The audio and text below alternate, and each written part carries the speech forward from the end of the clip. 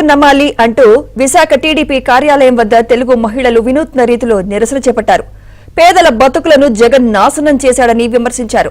రాష్ట్రాన్ని ప్రజలను అప్పుల పాలు చేసిన జగన్ను ఎందుకు నమ్మాలంటూ విశాఖ తెలుగు మహిళా అధ్యక్షురాలు అనంతలక్ష్మి ఎద్దేవా చేశారు.